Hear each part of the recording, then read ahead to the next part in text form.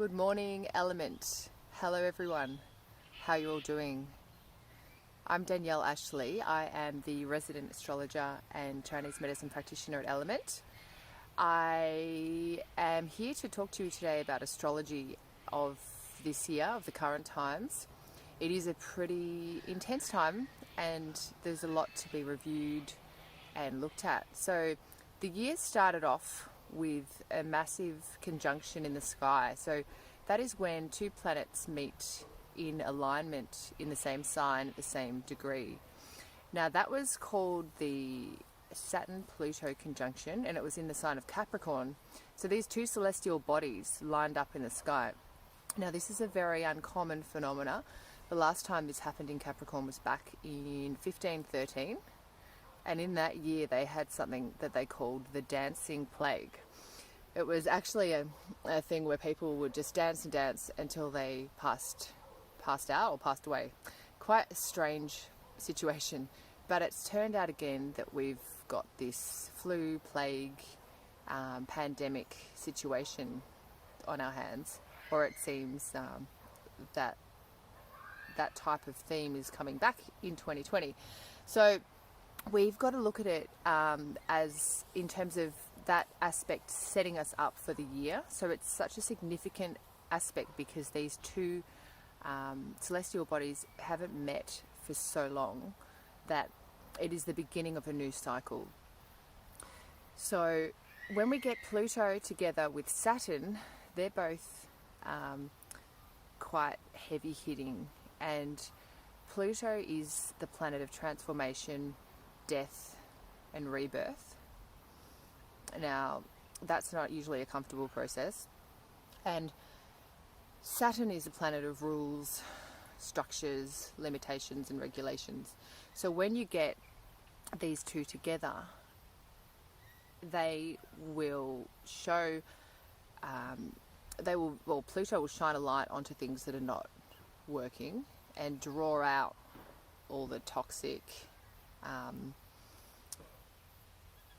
underworld themes, I guess, and all the stuff that is present in what it's conjunct with, which is Saturn. So drawing out all of the turbid rank stuff that's been going on in our governments, and even potentially drawing out like something like a pandemic. So that can be that concept of a pandemic or something that's kind of rolling through the population and killing and creating havoc and fear is very much tied to the energy of the planets Pluto and Saturn, especially with them getting together like that. So now that's going to be kind of that started at the end of last year, and that's going to be a theme to kind of wash through this year with. Recently we had another conjunction in the sky between Jupiter. So Jupiter is the we call it a benefic, so it's a lucky, bright, it's a massive planet and it brings with it brightness and lightness, and it amplifies and makes anything that it touches bigger.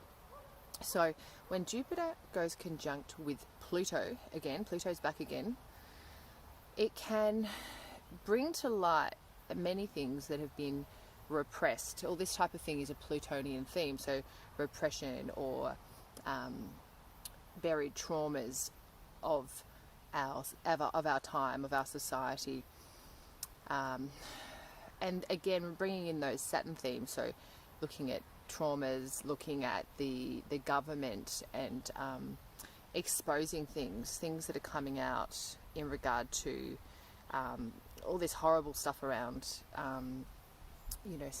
these George Pell and all that being revealed. This is the type of thing that the Jupiter-Pluto conjunction is an example of. It's shining a light on the darkness, and there's a lot of darkness, but there's also a lot of light at the moment, so remember that. So we have a lot happening in the sky. We've just come off a full moon in Libra.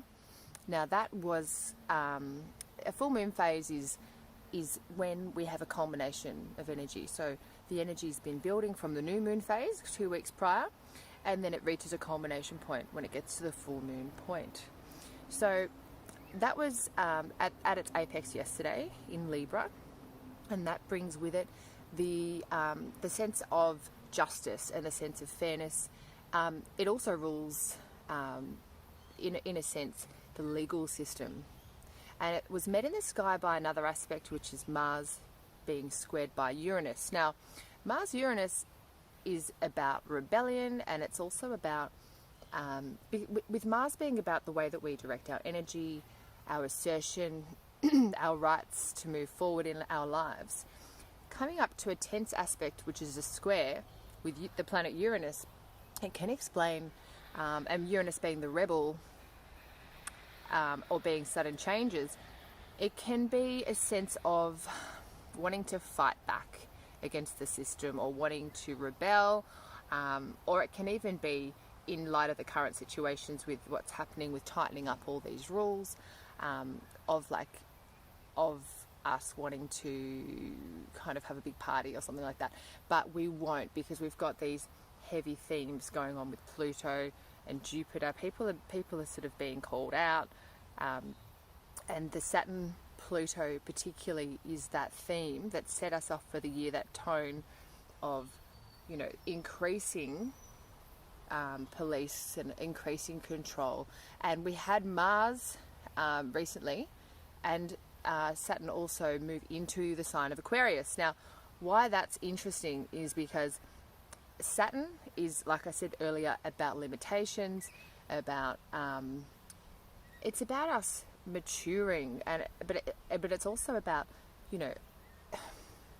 what we can't quite do, and our slipping points, and being isolated from one another, or being isolated from ourselves, cut off, coldness. Some of these are some themes of Saturn. Now, when you put Saturn, as it's just moved into the sign of Aquarius, Aquarius rules social groups, more of that collective energy. Now, Saturn also can rule the government and powers that be, like police and law enforcement.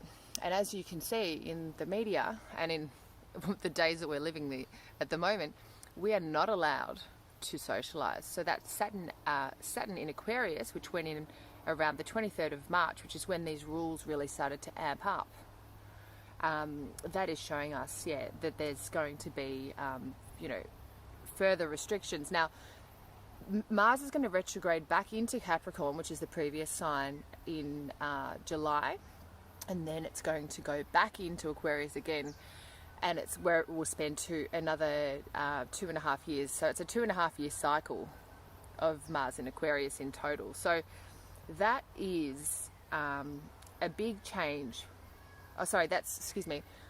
I meant to say Saturn in Aquarius. So when that goes back in, so that's going to retrograde and go back in, that will bring a massive change, and I think that will increase some of this stuff around social distancing. I heard a news report yesterday that said until we find a cure or vaccinations, we will be keeping all of these principles of social distancing and stuff in place. So I feel like there's going to be a push and pull between this kind of freedom, that's sort of when is enough, and fear-based, which is that Saturn Pluto energy control. So we're going to need to really look after ourselves at this point. And I've wanted to pop into this video the importance of nature. Now, I understand not everybody lives in the forest, but if you have a park, or you can plant a little veggie garden, or have a tree in your bedroom, or anything, right now I think that would be super helpful, because we are so disconnected, and I feel like all of this isolation keeping us in our homes.